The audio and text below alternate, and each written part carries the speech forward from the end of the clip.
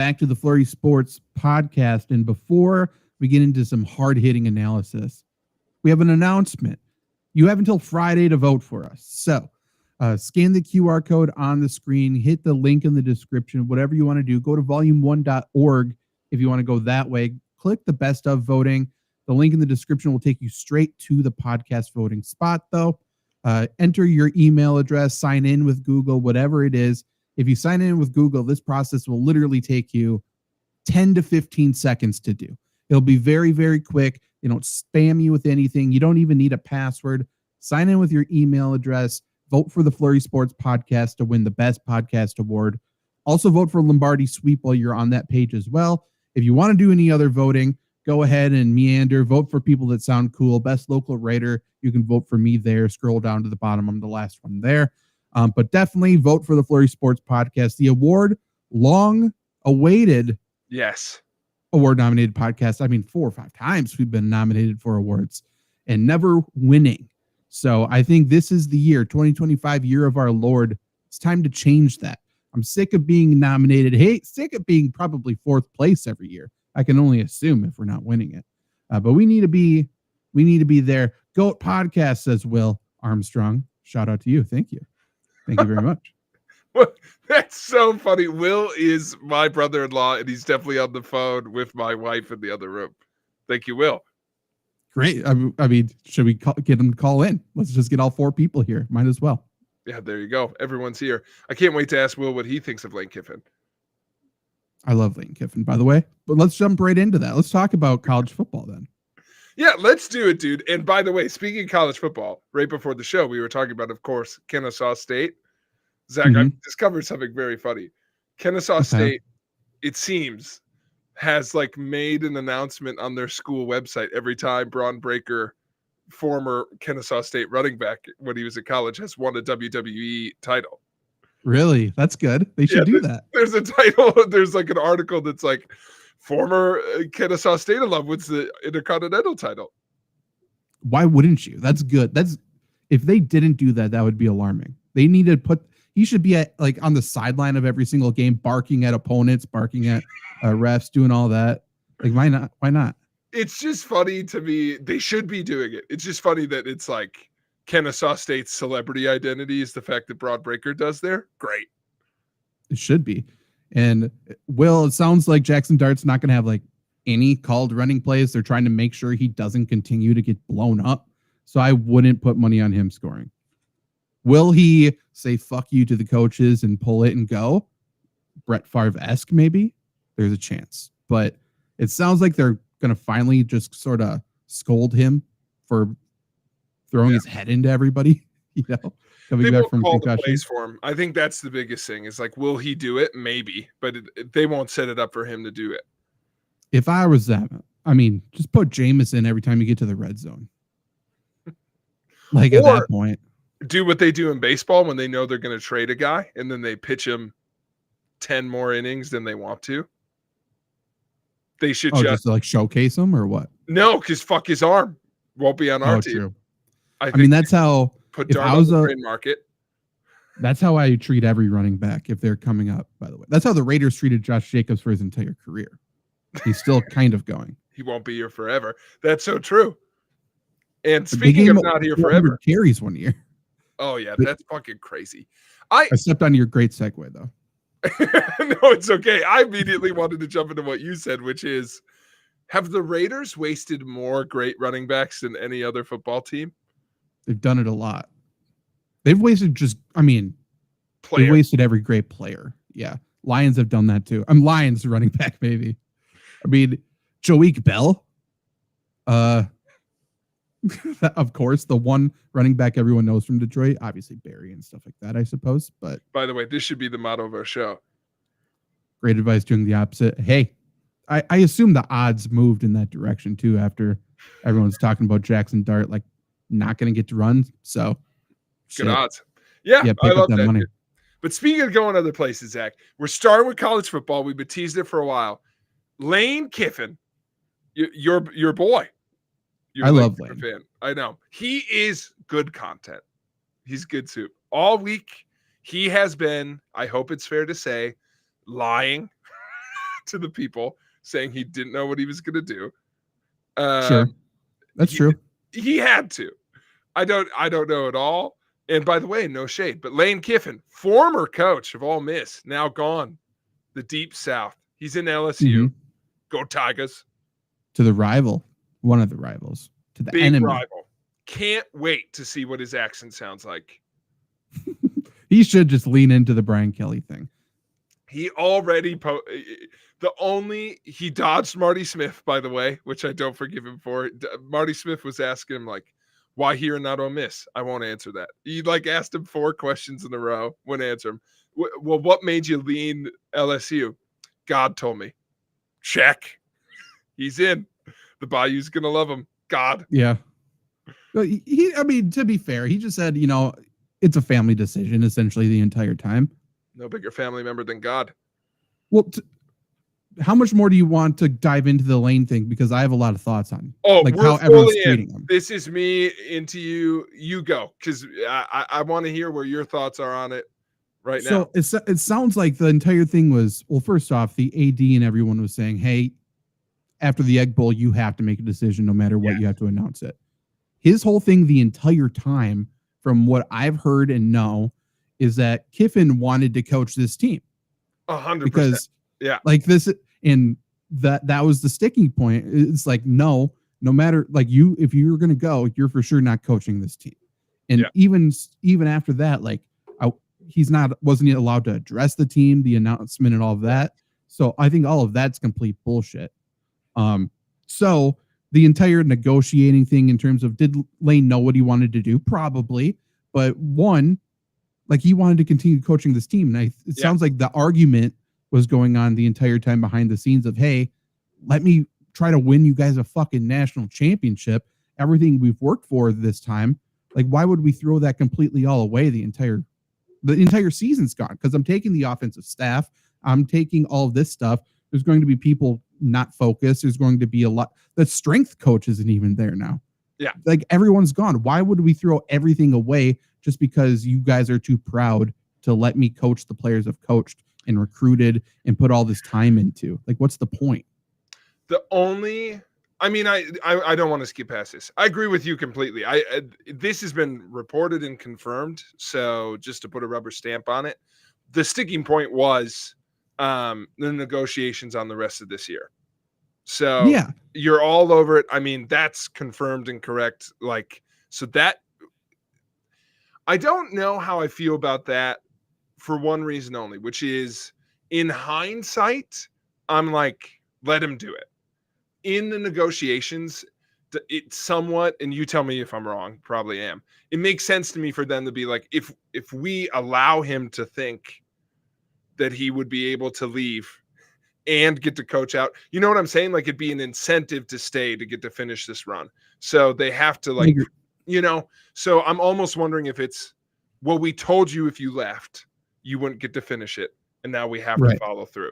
I think they are being dicks, but I think they're being dicks because they were trying to get him to stay for less money.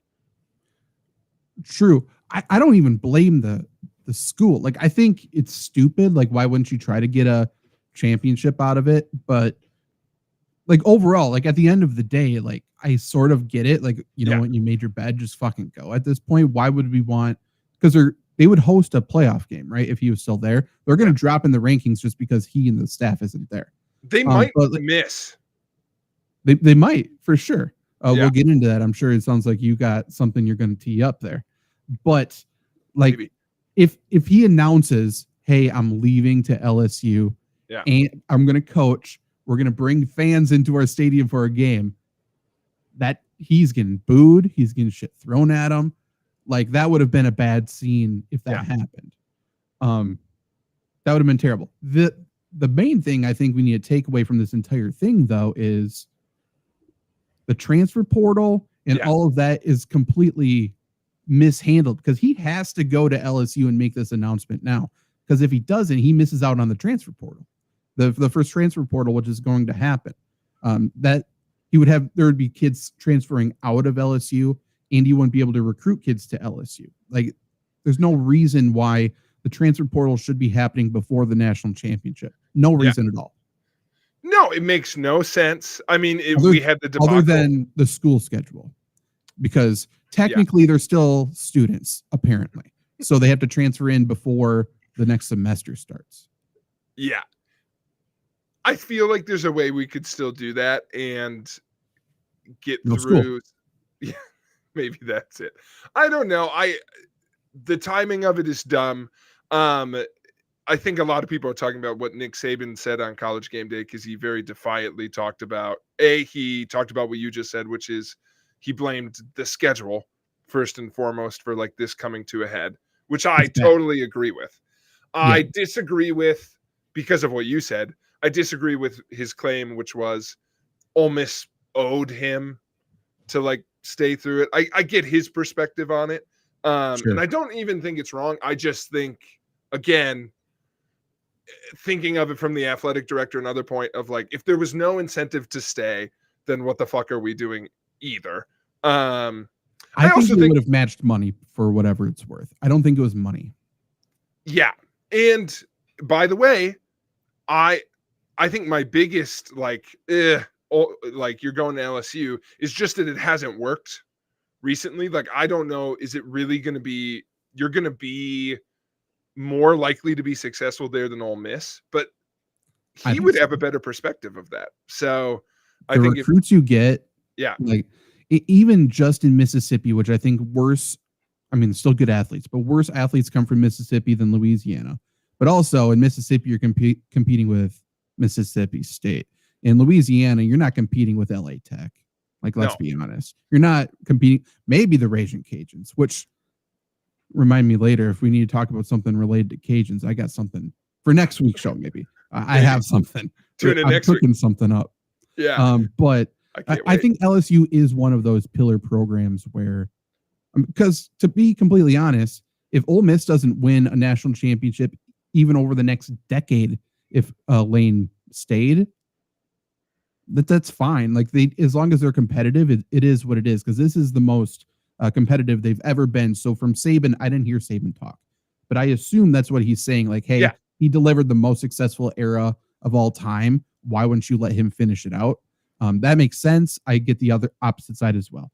For LSU, they need to be competing next year. And if they don't win a championship or competing very deep in the playoffs the year after that, I think people are going to start to get angry. Like, I think everything is sped up. I think all the pressure is on now. Like, if he goes there and does not win, he's going to get torched. Well, and listen, this is the underlying thing. I don't want to skip past this. Your point on competitiveness in the state is so important, because that's why you go LSU instead of Florida. I didn't want to miss that in there, of like, especially with Miami now. But Florida State's always going to pull some folks. James Madison's really like Jackson State. Yeah. Sorry, I said James Madison. I don't think they're from Florida. I meant Jackson State. They recruit heavy there, of course. Yeah. They recruit heavy. It's just like how New Jersey schools couldn't keep up with Wisconsin's running back recruitment for a while. It's just where we got everybody. Yeah. But moving on to, I had two somewhat funny takeaways. So if you have any more serious things, we could dig back in. But first one, Zach, being to that point, I'm going to kind of hit you with a non sequitur, but I'll tie it back in. All right. Okay. People in the chat, feel free to answer along, play along at home. If you could know the day of your funeral, would you want to know? No, not at all. Want to. Okay. No. By that logic, I think Lane Kiffin will be pretty disappointed, because he plays in Ole Miss next year. Yeah. Second last game of the season. He's already posted about it, by the way. You try and get ahead of it. It's going to be a tough time. It's going to be a tough time, but they're going to win. LSU will win that game. I hope he lives. It's fair. That's fair. They threw ping pong balls at him last year, or whatever the shit they hit him with. Do you remember that? He took projectiles. Yes. He'll need extra security for sure. He's going to walk out like Goldberg. True. True. It's not going to be great.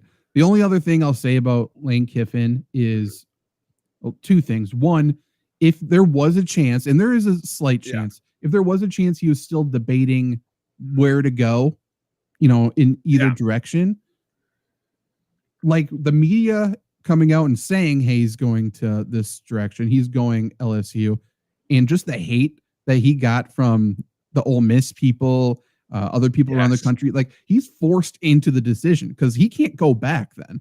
It can't be leaked that he might go to this direction, get all the hate, and then go back to the fan base and be like, you know what, never mind. The only way he could somewhat combat that is just throw the media under the bus and just be like, hey, that was a fake story. Can you believe those losers, those nerds, those people who know nothing about football? Maybe he could have done that, won some good graces back, but they forced his hand by saying, decision this day. We know you want to go. Everyone torch him this entire week. Like it. Yeah. That's stupid. And then two, I think everyone's perspective of Lane Kiffin is his social media. Yeah. And it fine, but I think he's professional wrestling. I think he's cutting a promo on there. I think he's two different people. I think on social media, he's completely different. He's recruiting. He's doing all of that, just being this outwardly insane, funny person. I think coaching wise, I think behind the scenes, I think with his family and stuff like that, I think he's completely different. So I think we're all treating him as this one thing. And I don't think he's that. I don't think he's maybe I'm giving this person or these people I'm about to say, maybe I'm doing the Lane Kiffin thing to them. But in my opinion, he's not John Calipari. He's not all these people who are kind of just scumbags. I don't think Lane Kiffin is that. I really don't. I think the only thing I would say is I agree completely. You never he's hear not Brian anything. Kelly. Funny you should mention no murders. That's correct. Allegedly. Listen, there's no heat on him when he's at these places. The only thing I'll say, Lane, my boy, he obviously doesn't give a shit on how he exits a program. True. I think that's true. I'm not saying he should, but this is strike 5. I mean, on heated exits, not all his choice. Oakland. I think in the past, it was more his fault than this one. Correct. But it's still fair. It's fair criticism. So that's the only thing. It's like, especially looking back at like the USC exit was pretty bad. What was the really bad one where Tennessee, like as they were handing out allegations of like misuse of funds, like, so, and he's not the only guy who's done that. Some of the names you mentioned, famous for it. Patino, my boy. Everyone would do it if they were given the ability to. Every college coach at this point. Yeah. So I think it's fair. Last thing I'll say at him to kind of poke fun at him, I do think it's a little funny from the reports that he was like, I don't think it's wrong of him at all to want to stay and coach that team. I think that's natural. I think he should have been fighting for it. I think it's a little funny that reportedly he was like, you either let me finish and coach out this season or I'm taking everybody with me. And it sounds like that's not true. Well, isn't he going to do it anyway? Like, was he? You know what I'm saying? Well, let me back up. It sounds like maybe he said that. It sounds like the talk about him giving the ultimatum to his coaches was not true. No. Where it's like, hey, if you don't come with me right now, you're never coming. Like, fuck you. Sounds like that's not true. No, I think that's a good clarification. I think he maybe used it as negotiation with the athletic director. I'm sure.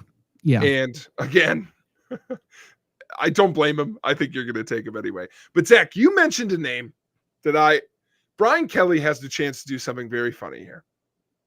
At first, my first reaction was LSU and Ole Miss could do a flip-flop. But Ole Miss immediately announced permanent head coach. Yeah. So they're getting a choice. 100%. I thought it was weird, but they're just promoting the coordinator. It's for recruiting and transfer portal. Yeah, true. Just to lock it in. Well, Zach, Florida could have also hired Lane Kiffin, but they didn't. So instead, today they hired Tulane head coach. Yes. What a step down. What a step down. And by the way, it seems like Tulane is going to probably let him coach out the rest of the year. Your Tulane does not matter. Might as well. It might. We'll get to him. But Zach, Tulane has, I would say, a above average chance of making the college football playoff with a win this coming weekend. Really? Okay. Well, And we'll get to that in a second. There, I guess. If Brian Kelly went to Tulane, he's going to make all of his LSU money anyway. If he went to Tulane, he'd be immediately on a playoff team. I think they'd have to let them in because now Brian Kelly's coaching them. Mm-hmm. True. And Zach, there's a very decent chance their first matchup would be against Notre Dame. That would be good. I would love for that to happen. It might be the only time I'd be rooting for Notre Dame in my entire life. Yeah. I think there's an above average chance Brian Kelly never coaches football again. I think so, but if he was going to coach anywhere, wouldn't it be fun if it was Tulane? It would be great for me. Like, put him where no one's going to watch him, which could be where he's most dangerous. But I just get him out of here. I just don't want Brian Kelly anywhere near. And by the way, Brian, except for the fact that they hate each other, Brian Kelly and Chip Kelly could unite somewhere right now. They both are jobless. Brian Kelly, Chip Kelly, Jim Kelly, for the WWE fans, Kelly, holla. They all go to Tulane. Yeah. That would be interesting. Throw Kelly Olynyk down there. Why not?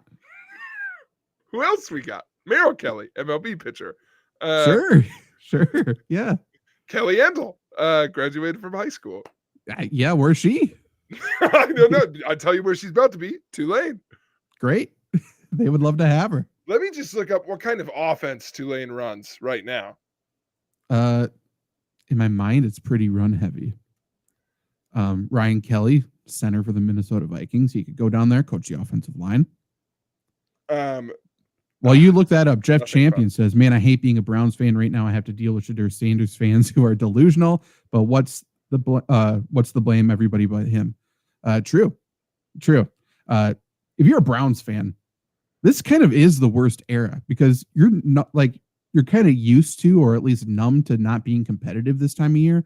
But now, man, who could have foreseen drafting two quarterbacks like that back to back, kind of tearing the fan base apart? And then now Deshaun Watson could come back. And if Watson has one good game, you're getting torn apart in 4 directions, because I'm sure there's plenty of people, which is probably the correct opinion, who want them to draft another quarterback. Or mad they let Flacco go. I mean, everyone should be mad they let Flacco go. Did you hear Guy Fieri's leg blew up? I did hear that. Did you, Jake? You had to hear it in your household. I did not hear this. He was shooting one of his 20 shows and it stepped wrong or something, and now he's in like a wheelchair. Oh my God, he pulled an Alex Smith. Basically. It sounds like, I don't know. He must have torn his knee up or something. That's crazy. By the way, Tulane runs mostly in I formation, which is still fun. Love that. I do love that. $2 million of tequila went missing off a truck. That's crazy. I mean, Jeffrey, just not to lose this point, Jeffrey just commented they should draft quarterback, trade Shedeur. Hell yeah. 100%. I mean, do it. I question what Zach said, which is, I mean, playing wise, maybe there's a market. Have any of the GMs or franchises softened to the idea of him on their team? Probably. Some would have to, right? Some just want to sell tickets. Like, some saw something on him on the NFL field where it's like, hey, we could coach him up. We could make him what he could be. But if New Orleans was like, we're going to be bad again next year, Arch Manning's not coming to the NFL. To be fair, Tyler Shucks looked better than Shedeur so far. True. Luke wants Shedeur to Green Bay. Wouldn't that be a culture shock? Not much different from Cleveland, I suppose, but Dion ain't coming to Lambeau. I'll tell you that much. No. You wouldn't even know how to get there. No. All I was going to say with Tulane, I was really hoping they'd run like a wing tee. It's like, Brian Kelly, you can come here. You have to run. You have to run this offense. You have to run wing tee. I don't want Brian Kelly coaching football. I agree with you, but I would love the villain joins the most likable team in the world. And he's like, we're the underdogs. Fuck you, Brian Kelly. Yeah. No, you're not. Even they wouldn't know how to handle it. I'm not sure. Yeah, I don't know. But Zach, we've teased it enough. I need to blow your mind with what's about to happen in the college football playoff. Yes. So like I like college football. I watch college football. This past weekend, I was focused solely on my college football fantasy championship team that scored over 100 points under the projected to lose the championship. Frick. So, yep, it was great. World of college football was revolving around me this weekend and not at the looking at the playoff pictures. So I'm kind of clueless. So I'm excited for what you got. All right. So for basics for people, just a reminder, the college football playoff rankings release on Tuesday. So those come out tomorrow after we record the show. So I'm going to be going off the AP rankings, last week's playoff rankings, and then obviously outcomes, different pieces, what we're looking at coming up. But based off of the AP rankings, okay, we've got a lot of stuff locked up. Heading into, Zach, what the committee says is this week doesn't matter. Conference championship week has no impact. Why would it? Why would it? No, I mean, why would it? Even though Clemson made it over like 3 other teams that should have been in it last year. They had to. It had nothing to do with conference championship, Jake. You know that. Yeah. So the committee has really put themselves in a bind here, Zach, as they often do. But let's get the basics out of the way, okay? The teams that are going to be in the playoff, no matter what. We'll start with some conference championship stuff, just so you know who's playing next weekend at home, okay? Well, let's also, because this has changed a little bit as well. If you win one of the 5 power conferences, that's an automatic bid, correct? If you win, this is important for what's about to happen, Zach. One of the top 5 ranked conference championships, you are an automatic bid. So, for example, if the winner of the MAC or the winner of the AAC is higher ranked than the winner of the ACC, they get the automatic bid, not the ACC. The conferences aren't determined ahead of time. It's just the top 5 ranked conference winners. Now, you may not have the answer to this. No worries. It might be gray on purpose. Is that ranking before or after the conference championship game? Because could they just elevate the ACC 10 spots after the conference championship win and be like, oh, they're higher ranked? Look at that. Could they do that? They absolutely could, but it is the final ranking goes after next week. But they don't. They assign the ranking to the winner, not to the conference. So, great example. Right. Just to tease it out, that might be what they do tomorrow. The big question will be the ACC championship game, for those who don't know, because I didn't know until I looked into it, is going to be, of course, Zach, take a shot. Who's in the ACC championship game? Well, I would assume one of them. I would assume Miami. Okay. They've been the only one talked about down there. I know Clemson's bad. And Georgia Tech, I think, needed to win this past weekend to get there. Yeah. So who's left? I don't know. Here we go, Zach. I teased a little bit with my caption today, and I promise, Zach, this is what I'm going to explain. Duke is in the ACC championship game because Georgia Tech lost. Okay. They are playing, of course, 17th ranked Virginia for the ACC championship game. Miami, ranked 12th, not in the ACC championship game because of their early losses in the season. They didn't have a path to that championship game. So, great example. Will the committee, who has not ranked Duke all year, rightfully so, suddenly boost Duke into the top 25? The AP did not. Duke is still unranked. And the AP rankings came out today, correct? The AP rankings came out today. I can read those in a second so folks have a picture of where that is. Again, not quite the same as the CFB playoff rankings.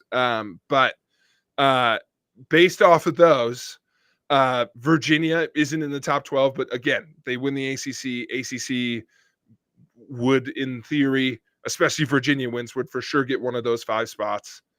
They're in. Okay. However, this will be what the committee decides. Do we decide before the game starts that the winner of this game is going to get in by making Duke ranked 22 out of nowhere? Sure. Thereby basically giving us a heads up that, hey, we're letting the ACC in.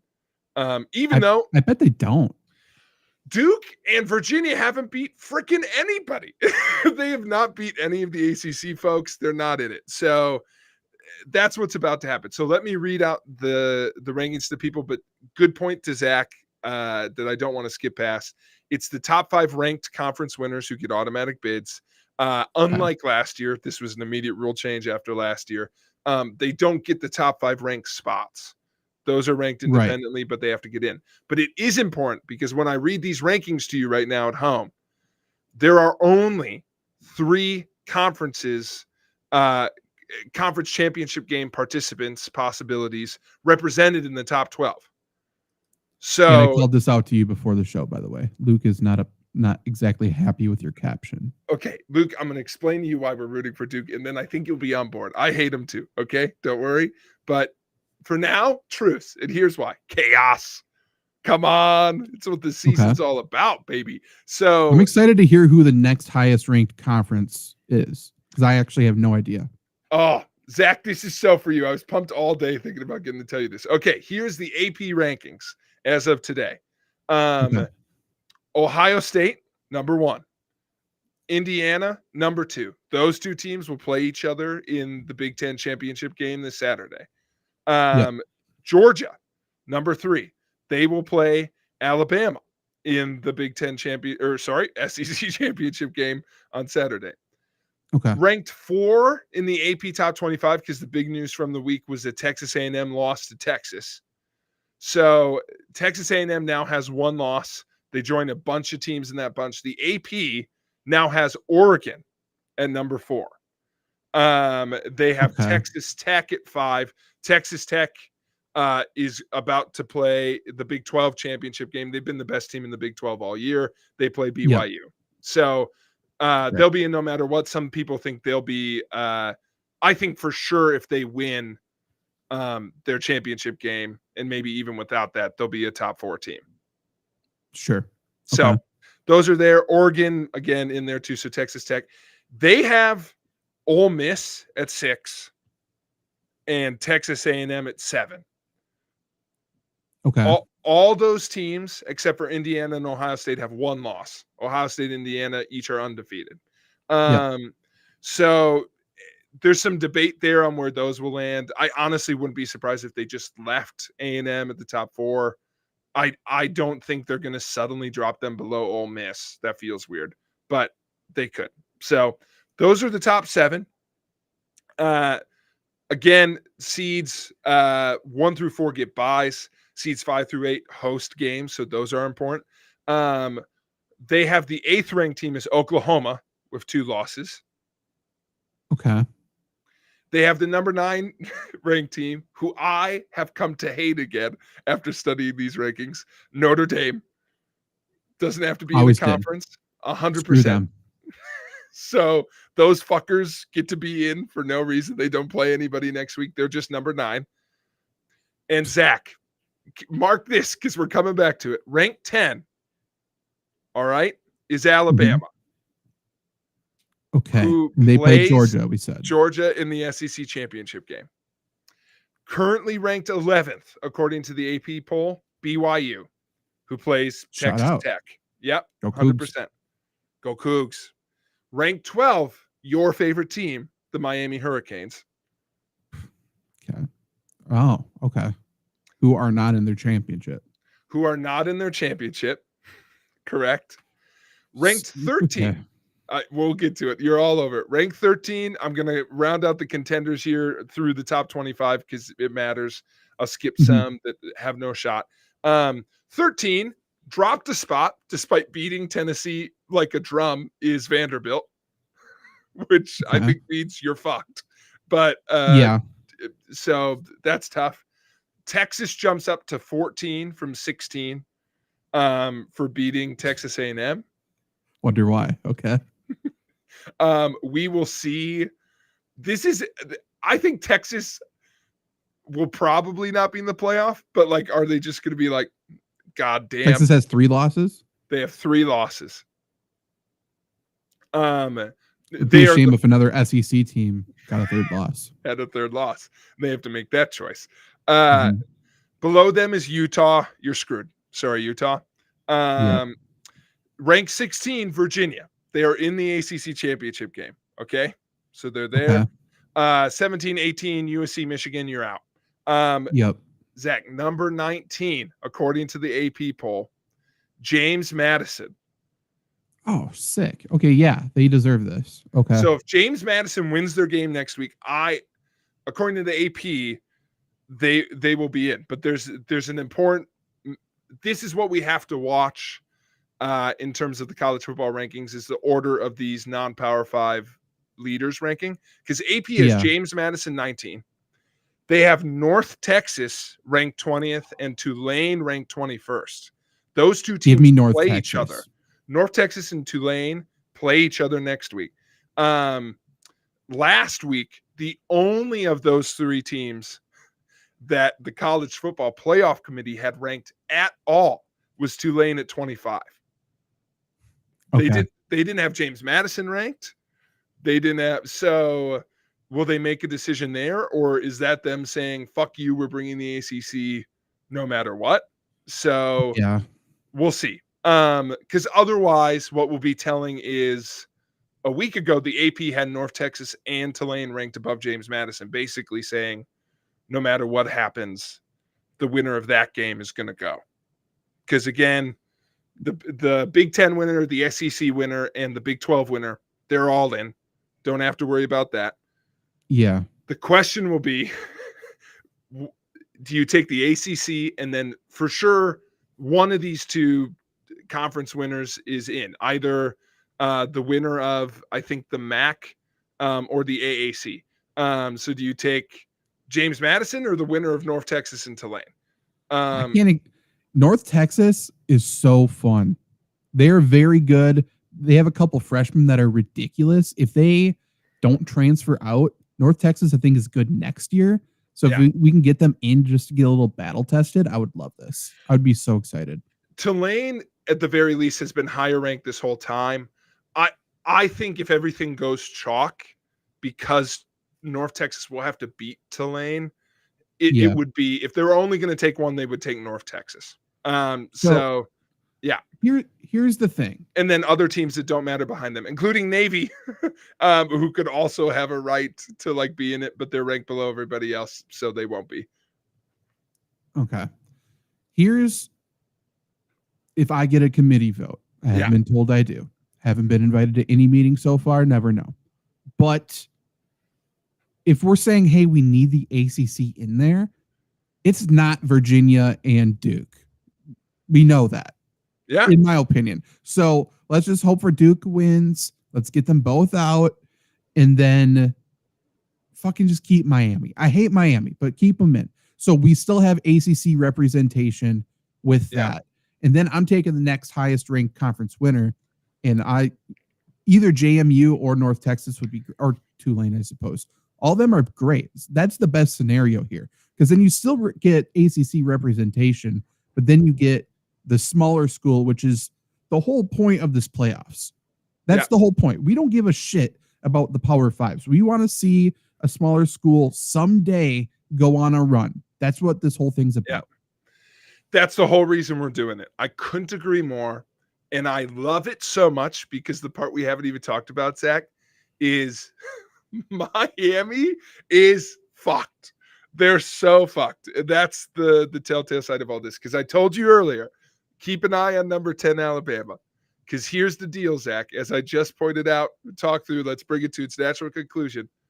Okay. Two conferences, no matter what, no matter which two of the three they are, two conference winners who are given automatic bids are not in the top 12, which means the 11 and 12 seed, if the season ended today, are fricked. They're not going to make it. The top 10 are going to make it, and then those two conference winners are going to get the 11 and 12 spot. So let's say the season ended today, it would be seeds 1 through 10, like I talked about. So Alabama would be 10, and BYU would be out, Miami would be out, and in instead would be Virginia, let's say the highest ranked ACC team, and James Madison. So 11 and 12 seeds are fricked in this format, and they will James be fricked Madison no matter would still who be it the is. 5th highest ranked conference winner. Yeah, 100%. It's or Tulane, but one of those two is for sure going to make it. It's not a question if one of those two conferences is going to get in. It's an outside chance both of those conference winners could get in.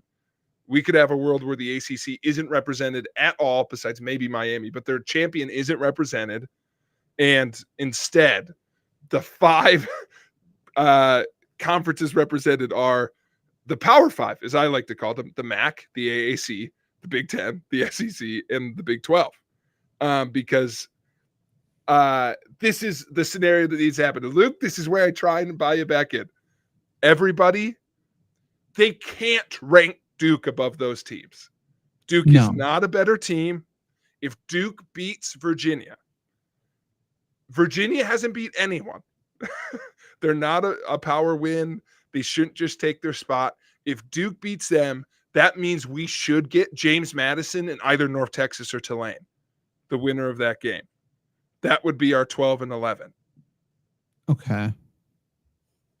So that's just the automatic bid side of it. So if Virginia wins, they're in. That's for sure going to be a thing that happens. But how many losses does Miami have? 2. So I don't know if they're necessarily screwed. Well, the thing is they'd have to pass someone, Zach. So my question to you is, who's out? And this is where it gets fun. Because do you take out Alabama for losing to Georgia? Because they'll have 3 losses.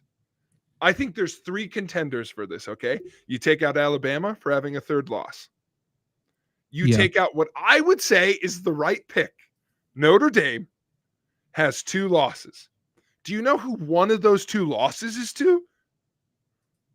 It's someone bad. I know. It was super early. I remember this. Oh, sorry. Who was it? Let me flip this. No, I did say this right. One of their 2 losses is to fucking Miami. Oh, you're right. Miami's going to miss. They're below, and they've been below this whole time. They're below a team they beat.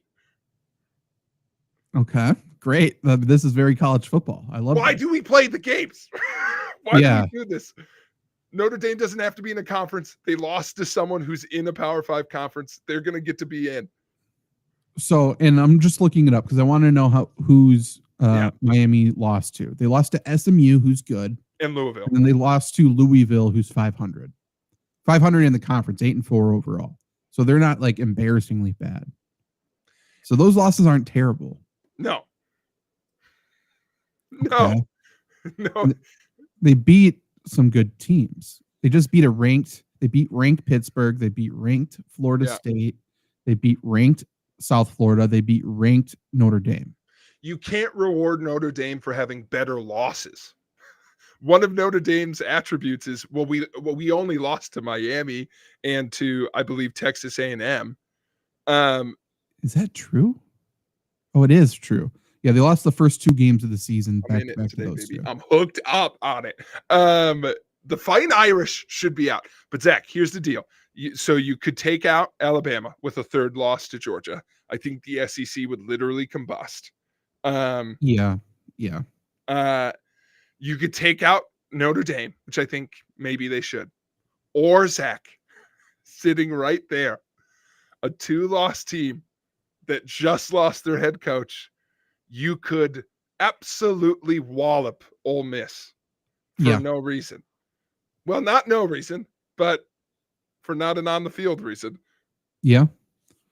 It depends. If we can get some players to opt out of the bowl game, or of the playoff game or whatever, I think you could take them out. And maybe that's what they decide to do. That would be crazy. Also, Texas would be going nuts because they're like, we're not in instead of Miami. They definitely set up a scenario where Texas could sneak in as like a last resort, which is what they want anyway. I think Texas, and I've wanted to say this sentence for a long time, is perfectly blocked by Vanderbilt.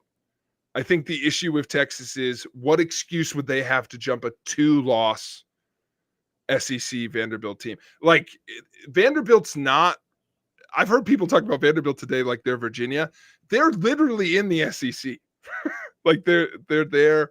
They have 2 losses.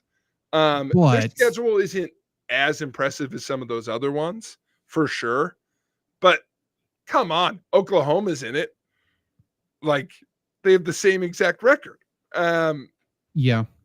I get why Oklahoma's higher. I'm just saying to Yeah. pass Vanderbilt with Texas is a really steep ask. I think putting Vanderbilt past Miami, I don't know. Like, why not? So they're better than Miami. I think they should be above Miami. So, Zach, all of that, that's just the stuff that could happen anyway. The committee will decide all of that tomorrow. That's not related to the actual outcomes of the games. I think, to your earlier question, they're going to decide a lot by seeding and ranking before those conference championships even happen. And we'll know from seeding, like, is there even a chance that the ACC could miss? But the point there being, I don't like Miami's odds of getting in more than the other ones, because Miami, I think, is screwed. BYU is definitely screwed, unless Zach, and that's Luke. That's why Duke should win, because then they're out. They can't make it. They're out. They're screwed, and they also screw over Miami in the process. And in my heart, screw over Dabo, because no ACC. So that's good.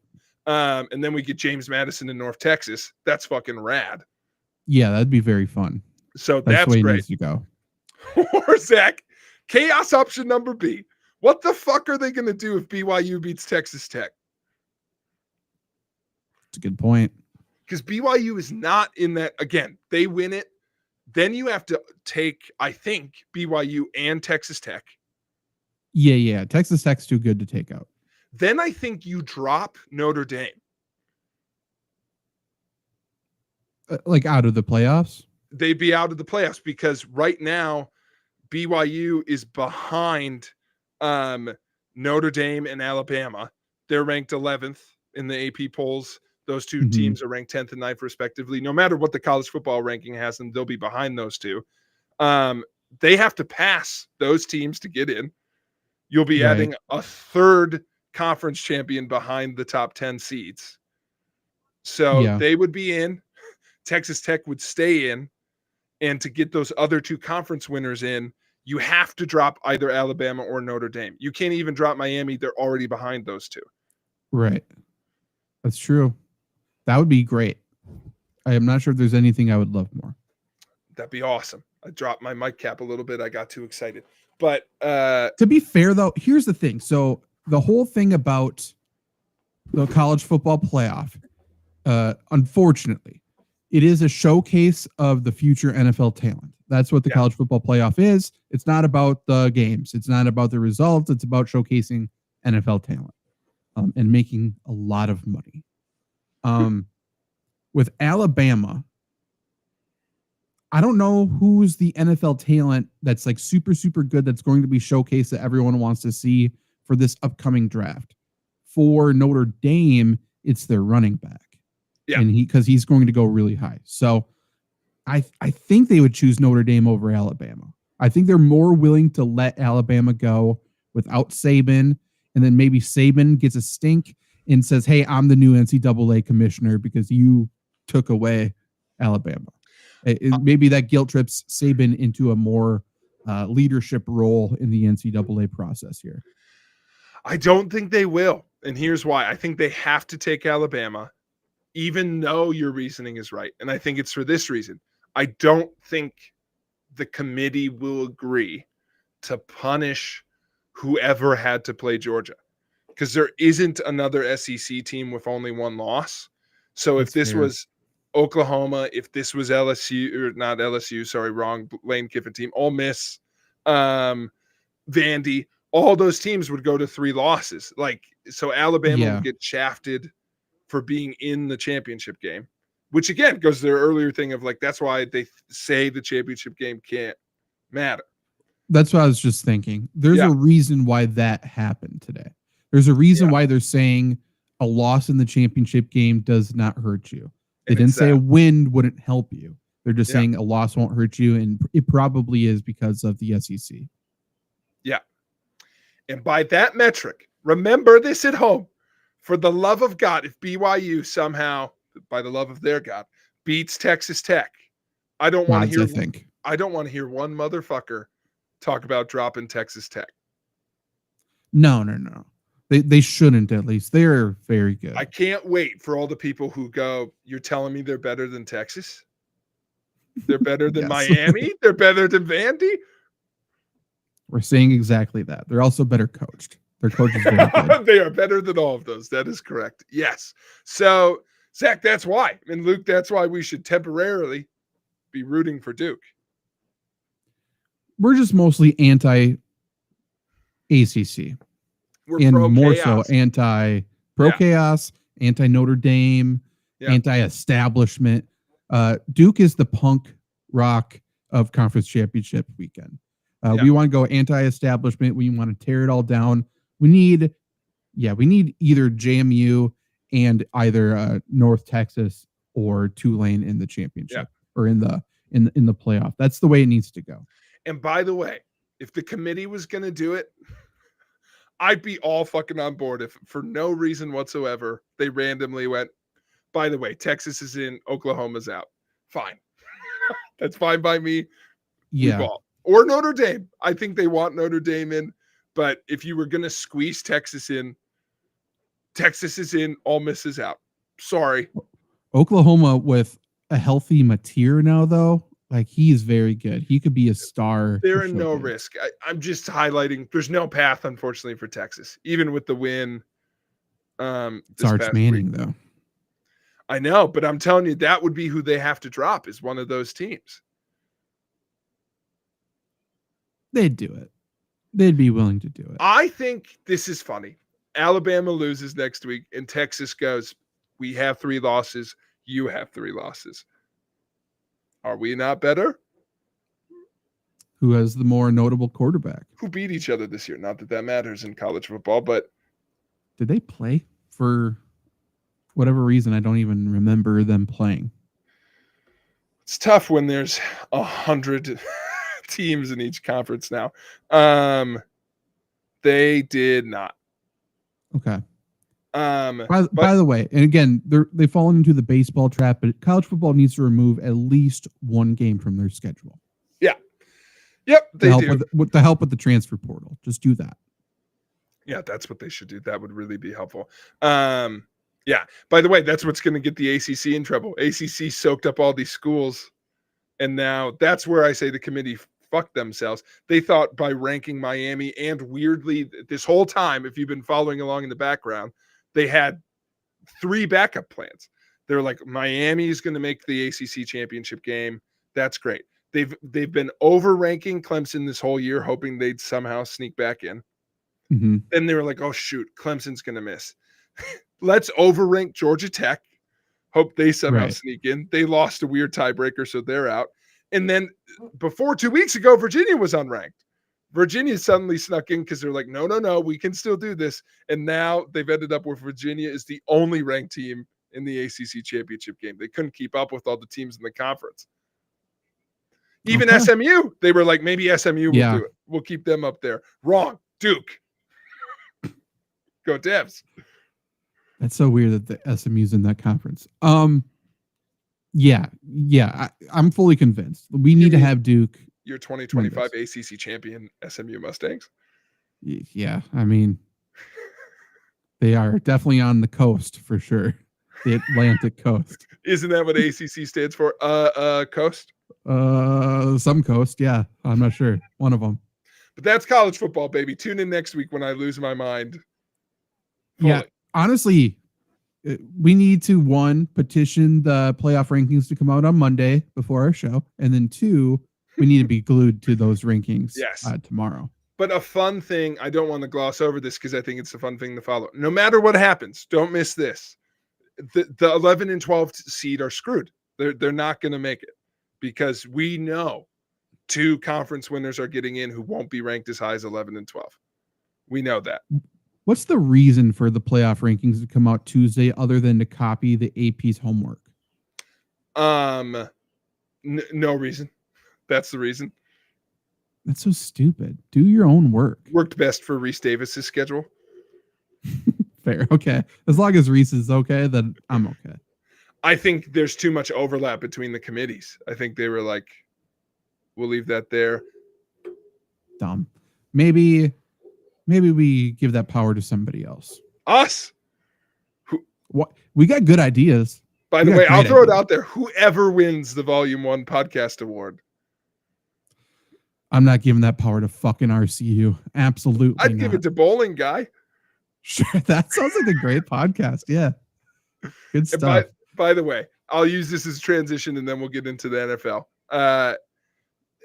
One more reminder, please go vote at thevolume1.org. Zach mentioned earlier the podcast category. Please also, if you have the time, if you have the energy, go to the best local news writer category, also under media.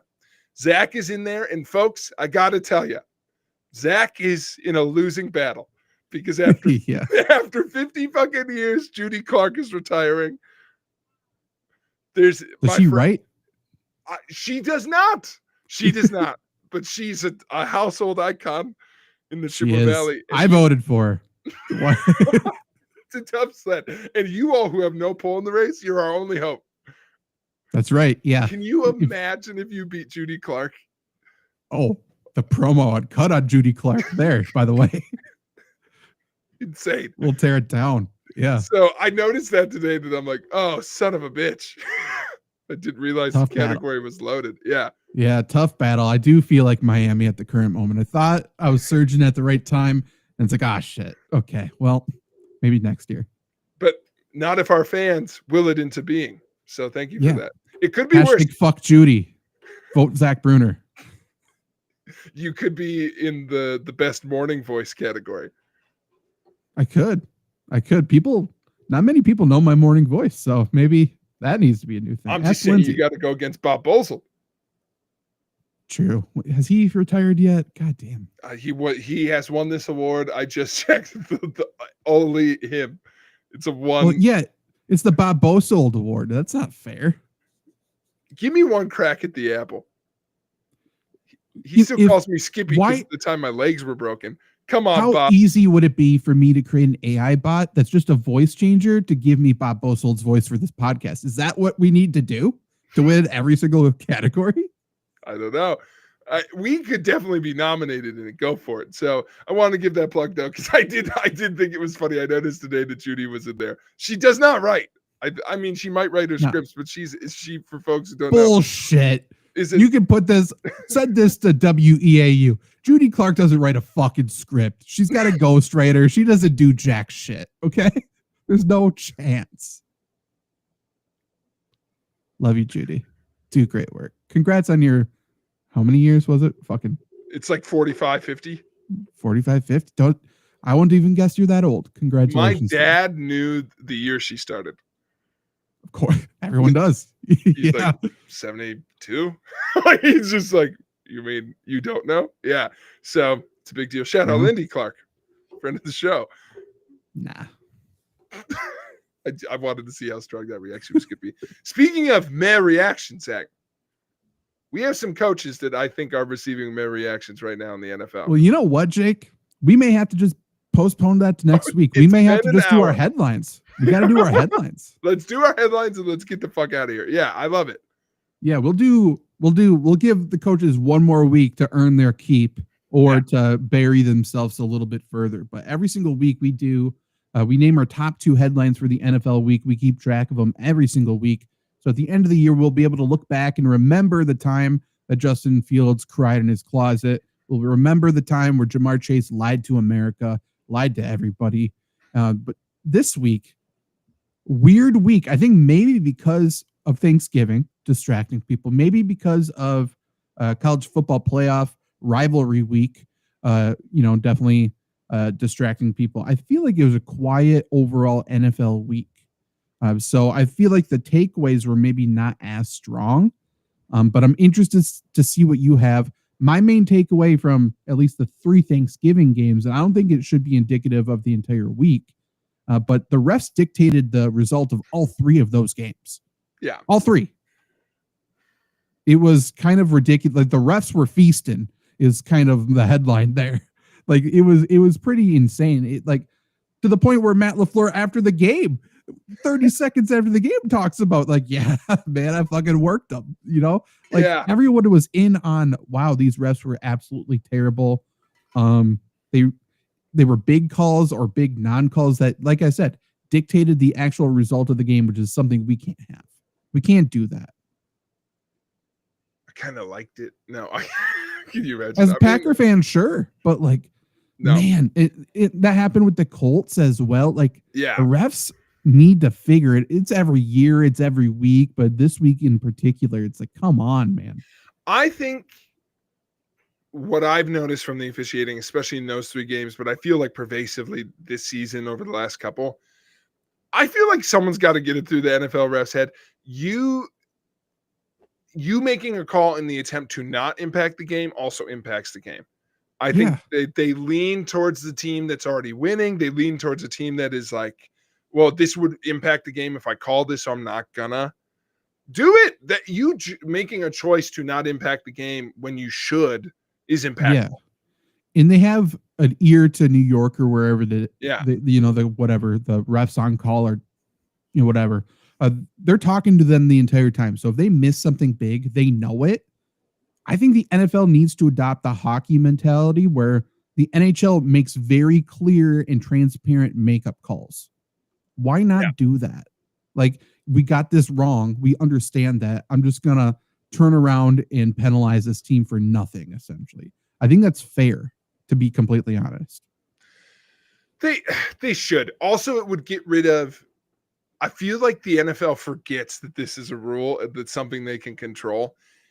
The fact that we don't have all the time review, even though we definitely could, but every touchdown is automatically reviewed, means that anytime it's close, the refs call touchdown. And I would love to have the metrics to be able to do a deep dive. It happened in the Packer game. It weirdly happened in the Michigan-Ohio State game in college, even though they have all the time review. I feel like it's just trickled down where they're like, if it's close, touchdown, because that's the NFL mentality. It happened in the Cincinnati game where they call touchdown. They're like, it's close. I don't know. Then they go to review. Guess what? It's still fucking close. Yeah. And you have to stick with what you called on the field. Yeah, prove us wrong. Make us take points off the board. But it's like, it's the mentality of like, well, I have to call the touchdown. They're calling a touchdown because it's close. Because they're like, well, I want it to review. But default then more points. It, of course, punishes the defense. That can't happen. They got to have automatic review within the red zone, or automatic review or no review. Pick one. 100%. It's the same thing. It's why baseball is going to automatic umpires. If I can see the strike zone, then the ref should too. If it's the same reason actually why the NFL was one of the first sports to go to instant replay, automatic review, because everyone at home could tell it was a fucking catch. Right. Everyone but the refs have a good look on the play, which is insane. And they get it right most of the time, but it's those nuances where it's like the refs are doing what they're told, which is close call, touchdown. They get in and then are also doing what they're told, which is, or at least that has to be taught, which is if it's a touchdown call and you're reviewing it, the previous call's got to go out the window. Yeah. Like that would at least make sense, because it's like you just called it because it's close. You can't give a lean to the fact you wanted to look at it. But like in this specific situation. By the way, the Packers touchdown was a touchdown. There's a lot of shit in the game. He got that foot down, baby. Hell yeah. Yeah, that was a touchdown. I think it was still iffy. Close. I don't know. Yeah, for sure. Timeout obviously was ridiculous. But for the Ravens, like they had that big touchdown to Zay Flowers when the game was close, and then they called it offensive pass interference. In that scenario, if they are, which I think is wrong, I think they would have told them it was wrong. If the Ravens are then put in a position where they have to punt that drive, you do a makeup call to make sure they continue the drive and have like a makeup, sequence there. That's what you do. Like give them an extra set of downs. If they go 4 and out again or 3 and out again, then whatever, fine. But if then they continue to turn the drive around and score, that's the way it should be. They shouldn't be penalized for the play where you fucked up. Like no, because that was a wasted down then when it should have been a touchdown. Give them a full clean slate, and then we'll see what happens. That's what you need to do as refs. You need to officiate the game You're not officiating play-by-play basis. It's not one play, wipe your mind clean. That's just not the way it works. No one does that. Yeah. No, it's not how it works. It's also like an impossible reffing standard. Yeah, for sure. For sure. For the refs, that's crazy. So yeah, that would be the thing. I heard someone make this argument with baseball, so I'm going to use it for football now. Any job, like I work at a university, if everyone around me knew if I was doing something right or wrong except me and I had to go off gut, I'd fucking quit. Like we make all these old lawyers come in, not their day job. Ed Hochuley's many, many family members, it feels like, come in, ref for the love of the game. And they just have to get it right. Just have a feel for it. Just like do it. Or we're sending you death threats. Yeah. Or if you get too many wrong, then you're out of a job. Like, no, just support them. Just be like, hey, I'm going to take 2 seconds out of my day and tell you the correct answer, actually. Use the resources we're already using. Yeah. We're actively choosing when and when not to use the resources that are always there. Correct. No extra cost. We don't pay a fee every time we go to it. No extra cost, harm. No extra time. We're actually spending more time debating the fucking call on the field. Like why is it important for the coach to know if a call was right or wrong? No, nothing. It's so simple. Either we adapt and take on this technology or we just get rid of it. Yeah, just do one or die. Stop putting one foot on each side of the fence. It's so stupid. You know who I blame? Whoever designed the challenge flag. True. That's true. Too cool. It's too fun. That's a good point. Thank you. Fucking thanks. If that was like, I don't know, what does everyone hate? If it was like a laser, no, that's too cool. you got to shine the laser in the ref's eye and make him stop, blow the whistle. Yeah. 100%. That's what it should be. Yeah. If you had to fill out a fucking form every time you had to do challenge, we would have got rid of it 10 years ago. But you get to see Bill Belichick angrily throw a flag out, and we romanticize it. We also, maybe I haven't seen it. We haven't had any good challenge flag throws this year, I feel like. No, very angry in disgust, just right in front of the ref. No, I saw one. Who was that? I saw one last week. He didn't even throw it. He just pointed. I've seen those too, where they take it out of their pocket and show the ref. They don't throw it. They show it. I'll go one step further. I don't think this is insane. I don't think refs should have flags, or they should at least reverse the order. I agree. I like when they throw their hats. Oh, I mean, that's good too. Yeah. If a ref gets their flag in the locker room, can they call a penalty? Is that a rule? To me, we're really off the deep end here. To me, this gives me the same feeling. A play getting so crazy that I start seeing hats flying from referees. Same feeling I get when there's a goalie fight. True. It's a beautiful part of the sport. Yeah, two Godzillas drifting towards each other. It's the best. No one knows what exactly is happening, but we know something fucking cool is about to happen. No, the cameraman gets it right every time. All of a sudden they cut. One's already standing there. Another thing with the cameraman, I love a good camera fake out. When the ball's going some way, the camera's got the wrong guy. Always great. We should have worse cameramen and less flags. That's what we're calling for. Raj, bring us in. Okay, so far, college football playoff committee, we were taking that on. Rules committee of the NFL, we got that. We're fixing football left and right, every level. High school football, let us do the rankings for that too. Why not? Speaking of high school football, Zach, you've unlocked a high school football story I don't think I've ever told you. My senior year, I was running, I was a manager for the football team, proudly lettered. They had an end zone camera that I would set up, run whatever, get the film for. First time I ever did it, I didn't really know what I was looking at. I didn't realize that exactly what I was seeing was what the tape was showed up for. I got a call to the head coach's office on Tuesday, like from class, came there. And I knew there was critical feedback coming because for 5 minutes, he thanked me for what I had done.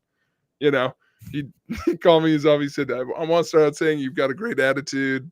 You know, You look nice. da, da, You da. smell great. You're always on time. Yeah, he's like, I think, and then he let up and he goes, I think we have to work on your filming, and he said, in fact, we're gonna bring in a kid that one of the teachers knows wants to go to filmography. He's gonna film instead.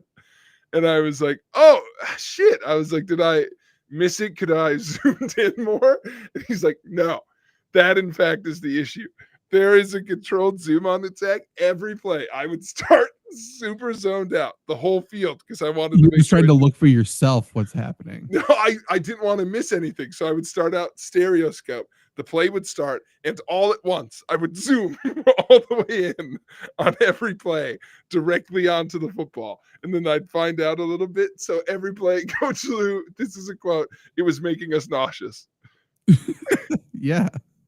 It's sometimes I would screw it up and I'd zoom in on the upright because I was behind it. So I was just zooming in so fast.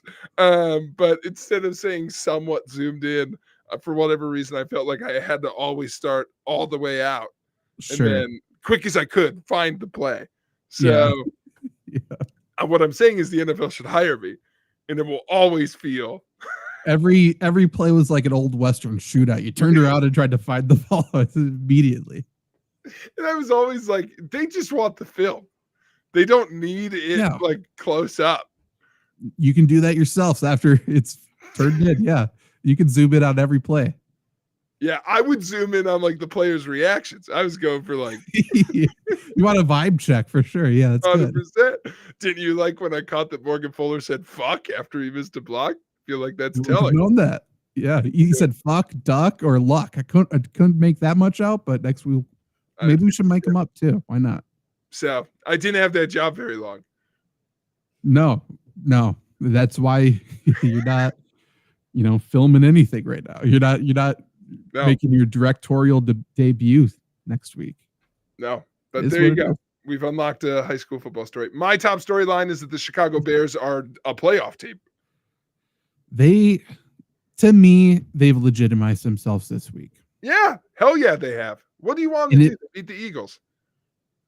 I'm not even sure if it's on. Like, I don't care anything on the field. After the game, in the locker room, Ben Johnson takes his shirt off, and the team is like, first off, he took his shirt off so everyone in Chicago could get free hot dogs. Fucking baller move. Yeah. And then two, the team likes each other. Yeah. Like they're all together. So the whole part about them fully collapsing feels like that's not going to happen. It feels like that's not the Chicago team we got. And then Ben Johnson's also being realistic today. Today, he's like, we're winning despite our passing. Like we still need to learn. Caleb still needs to learn how to play quarterback. We're not like blindly being like, yeah, we're great. We're good. We can beat every team. It's like, no, we're winning games because we're turning the ball over or, turning other teams over. We're running the football really well. And Caleb is still not necessarily the guy. Like, I feel like all expectations are in check. I feel like the vibes are great. And that scares me as a Packer fan who plays the Bears this week. I don't know if they're going to win the division, but what I like, to your point, is I don't think they're going to panic if they somehow don't win the division. They are seeing themselves, who cares? Same way Green Bay is, by the way. Like, we want to be in the playoffs. That's what they're telling themselves anyway, We get in, we're in. Who gives a shit if we win the division if we go further in the playoffs? So, and I think that's the attitude the Bears have, is we're a winning team. We've got stuff to grow, but you don't want to play us in the playoffs. By the way, if they can beat Philadelphia, they can beat anybody. Yeah. They can beat absolutely anybody, and they didn't just finding a bunch of ways to lose. Don't get me wrong, but it was a solid win for the Bears. You can't take it away from them. They didn't win. They beat the Eagles. Like both running backs ran for over 100 yards against the Eagles. If you can do that against any team, you are fucking feeling yourself. Like, wasn't one guy who had a big run and finished the day with 100 yards. Like, they methodically beat the shit out of the Eagles defensive front, and they came away healthy. Like, at that point, if you can run the ball against people this time of year, you're feeling like you can win the Super Bowl. And the Bears should be treated as such. Do I think they will win the Super Bowl? No. But who do they not have a chance against? Because they don't have to pass against the Broncos. They can run the ball against them. They can beat anybody right now. Yeah. I thought it was a great game for them. I feel like it is definitely a storyline to watch the rest of the time. I feel like it kind of defined their season. I thought that was really cool. And if they beat the Packers this week, I mean, people are going to go bananas in the Bears fan base, as they should. Yeah. Because this is still that looming thing. Like now we have to play the Packers, right? Could they lose to the Packers? If they lose to the Packers, I think they're still confident they'll make the playoffs, and it's still different. Things are still different under Ben Johnson, but they're still not there.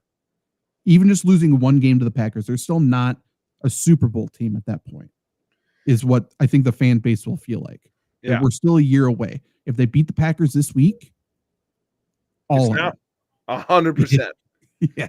We sped up the rebuild process. We're here to play. Here we go. What over under would you set on penalty yards in that Bears-Packers game? It's going to be a lot. It's going to be real trippy. Yes. I'd say at least one guy gets ejected. I put that over under at 1.5.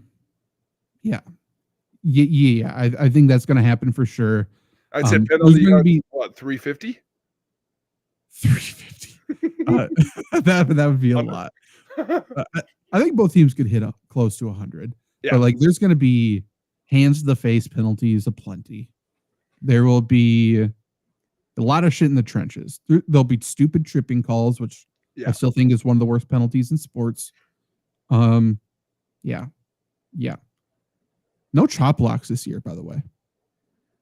No, we're not calling that at all. No one's even not that I'm seeing them. Like, I think they got rid of chop blocks, which I don't like. Chop blocks are great. Cookie. Got to watch out. Yeah.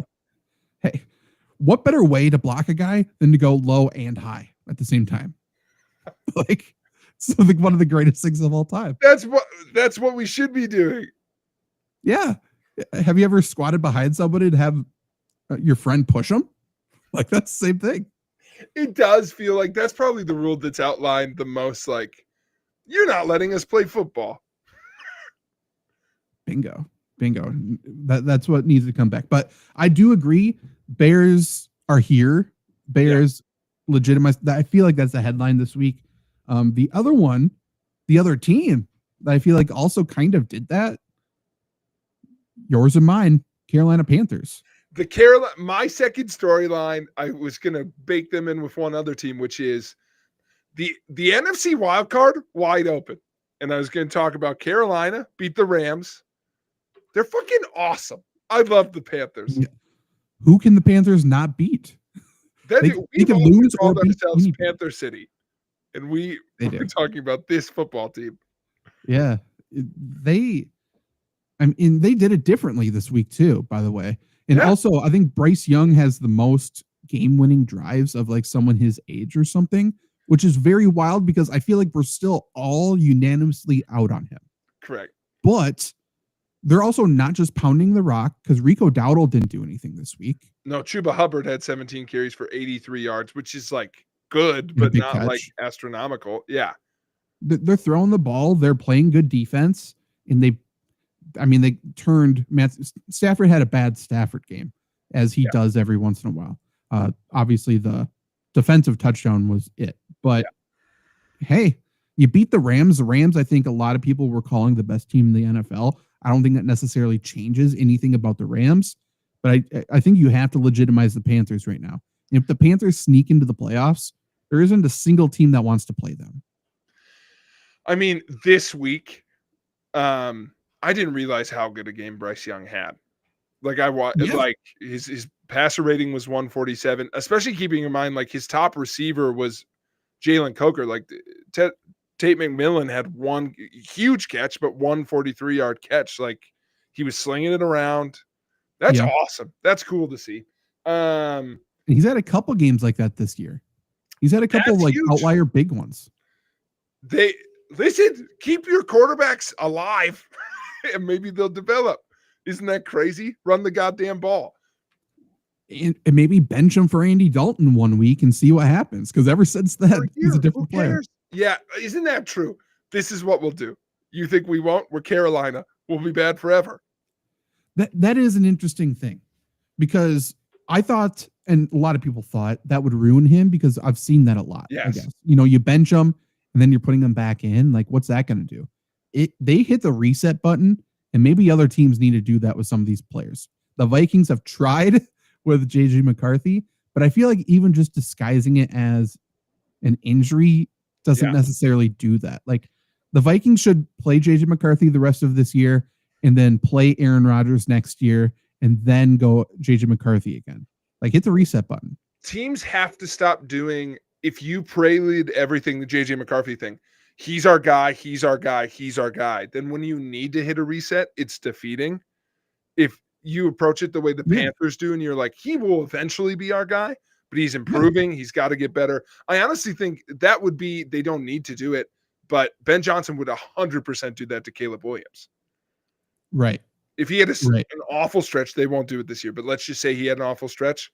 Great, you're out, because we've talked about it. It's about your development. And I still think you'll develop. You don't need to start every goddamn game. No. It's not about winning a press battle. I feel like that's such a good point. I would include in the storyline there, dude, the Cowboys are just like kind of in it. They're playing as good as anybody. And I mean, tough week for the Chiefs. It was kind of a must win for both. But with the Bears being like, I feel like weirdly people were still waiting for it just to be the Lions and the Packers from the NFC North. Like, Bears, Packers, Lions in it. Seattle Rams and 49ers couldn't be more in it. And now Carolina and Dallas aren't going away. They're not going away. But my other big takeaway from this week was, I just think Tampa's right there. Like, Tampa could lose that division to Carolina, though. Right. They may not even need a wild card. I just think this is a new era. Like, I feel like the Lions are out. I don't think they'll make the playoffs. That's crazy. I think Chiefs are out. I don't think they're going to make the playoffs. Ravens might be out. Joe Burrow's back. Like, there's just a lot of weird shit. Mike Tomlin, we were going to do coaching hot seats. I'm not sure anyone's talked about as having a hotter seat than Mike Tomlin right now. My thoughts on that are, I don't think Mike Tomlin will ever be fired. If he leaves, he leaves. He has one more year after this year. Even Steelers insiders are thinking they might mutually part ways after next year. But, I mean, man, like, I don't know. This is just a weird playoff spot. Yeah. Almost guaranteed because of the way the South is playing. Right. South, anyone could take that at this point. Yeah. But those teams are they're beating up each other too much to have too many wins. That's what the Chiefs are hoping for, by the way. Yeah, but that's what I'm saying. The Chiefs maybe will still sneak in there. Two of the AFC North teams getting in feels like almost impossible now after this last week. Yeah. Especially Ravens after the way the Steelers looked. Yeah, Steelers aren't it. I don't understand it. I, first off, love Aaron Rodgers, and Aaron Rodgers truther to the end. He's not the issue there. He must tell his teams, please don't give me receiving weapons. Please don't do it. I don't want them. Like, that has to be the only reason. Like, why did the Packers refuse to do so? And then why did the Steelers refuse to do so? It doesn't make sense. Is he like, unless I've worked with him, like if he likes a guy, vets a guy, I don't know. It's crazy. He's been begging. We're obviously teasing a little bit. He's been begging for receiving threats. It's wild that they don't give him any. The Steelers, by the way, they actively decided, let's make the receiving core worse when we traded for DK and traded away Pickens. No one in their right mind believed Pickens is better than, or DK is better than Pickens. No one. You didn't have to do both. You could have kept both.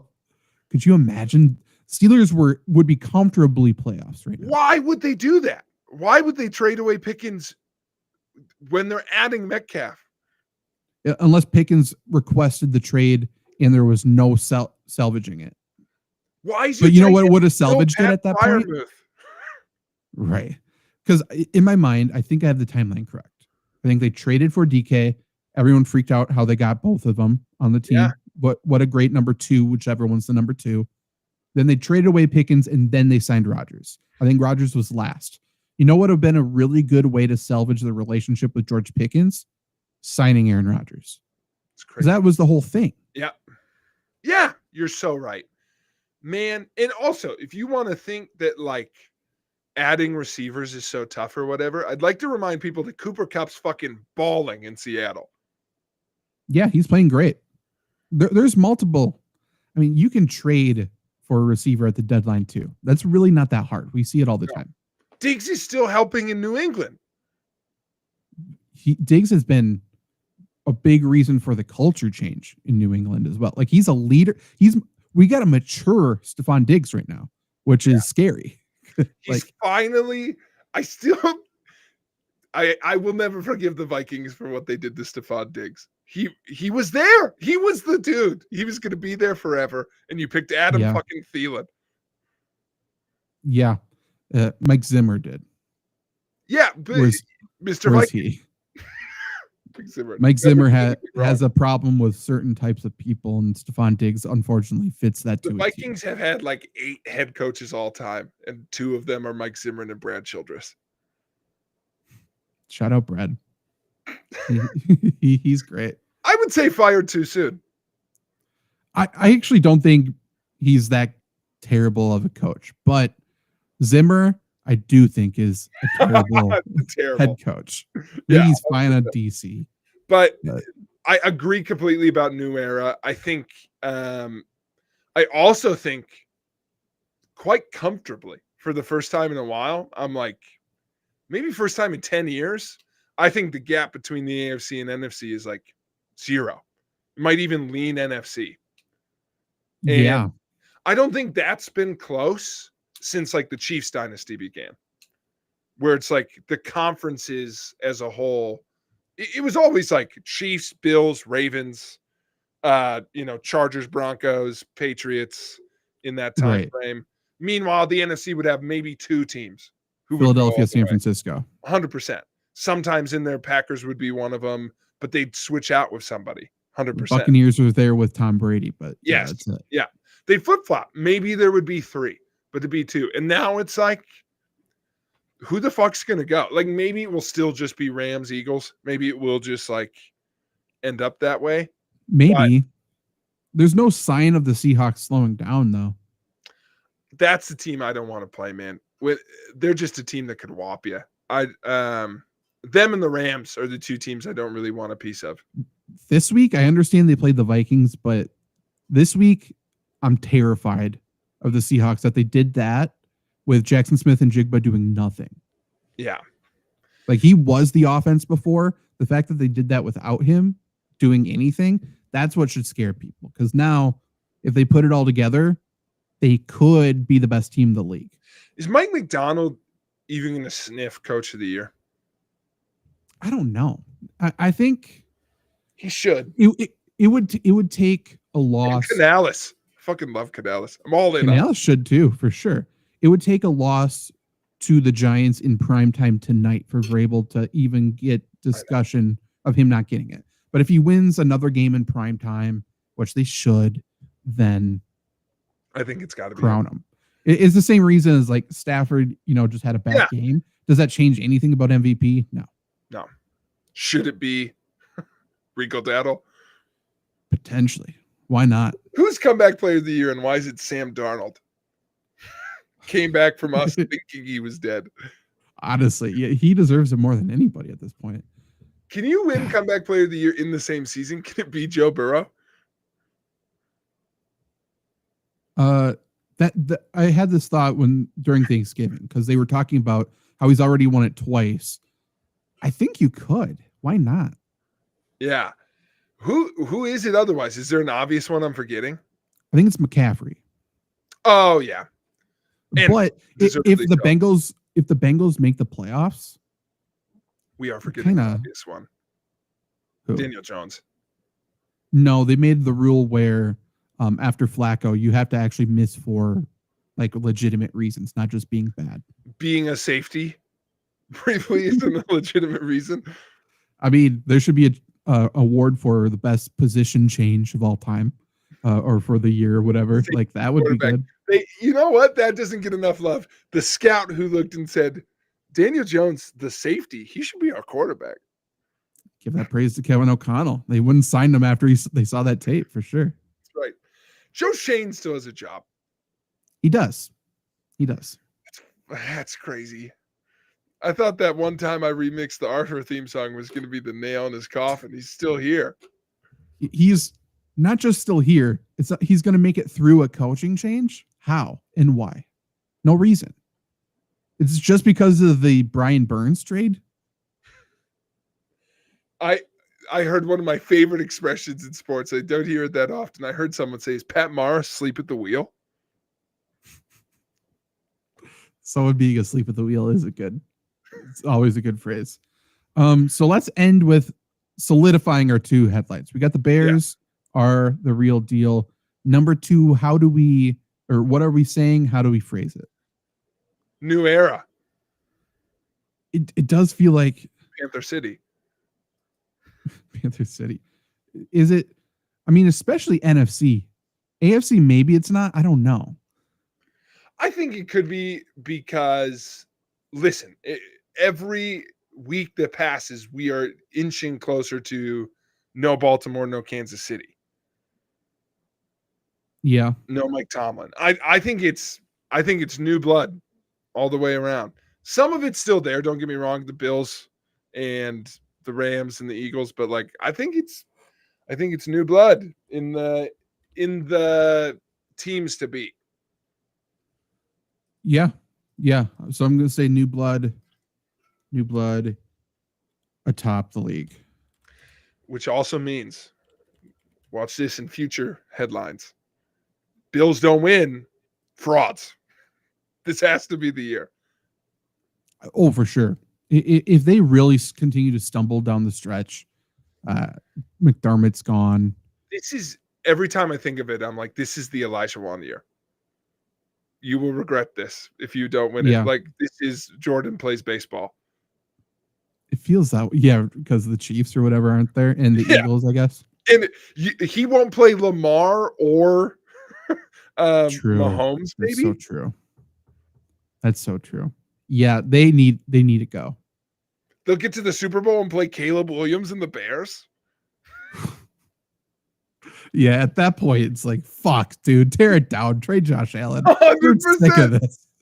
It's crazy. Yeah. Like, what do we do? So we're like there. Like, it's like, who knows who will still sneak in, but it's like, if those heavy hitters miss, the Bills are like, suddenly Sean McDermott's on the clock. I always do that. Is that his name? No, you got it. Yeah. Yes. Sean Casey. That's who I always almost say. Sean Casey is someone else. I can't even remember who you mean. He's a baseball. Sean McVay. You think Sean McVay is Sean Casey? No, I got it. I won't forget it now. I think Liam Cohen is Sean Casey. Oh, yeah. That's even less connected. Correct. He just looks like a Sean Casey. Sure. Yeah, absolutely. Well, by the way, Jags fans, let's end on this. Calm the fuck down. Jags punter just threatened to kill somebody this weekend. Remember, you know what Liam Cohen said? That happens all the time. He's a fighter. It's a punter. It does not happen with a punter. That's notable, I think. Ray Guy never threatened to kill one dude. No. Punt him to the moon, maybe. He seems like an old-timey joke like that. But no, I'm not. In what scenario is a punter saying, I'm going to kill you? I mean, when he wants to murder someone. That's it. I guess at that point, I don't know, man. Seek help. You're a punter. Know your role. You don't get to do that. No. You call, who's the most intimidating guy in the Jags? You call Trevor Lawrence. I don't think they got one. No, Luakon isn't threatening. You call Liam Cohen so he can fight for you, then you hold him back. Trayvon Walker, Josh Allen. The other Josh Allen. That's a good one. Yeah, the other Josh Allen, who, by the way, he was bullied into adding a 2-part last name to his jersey. That stinks. It does. Also, the real Josh Allen, not to throw shade at this guy, That's so fucking funny. This guy, we should be on inside anyway. The real one. What's the D tackle who we love from Steelers? The Hakeem Nicks. Scariest. Who'd you say? Did you say Hakeem Nicks? Yeah, I don't know where that came from. But I think we need to end this. You know what? I'm not even going to finish my point. So this was a Flurry Sports Podcast. Vote for us. Hey, on that note, go to volume1.org and vote for us. We'll be back next week. You have until Friday to vote, so please do so.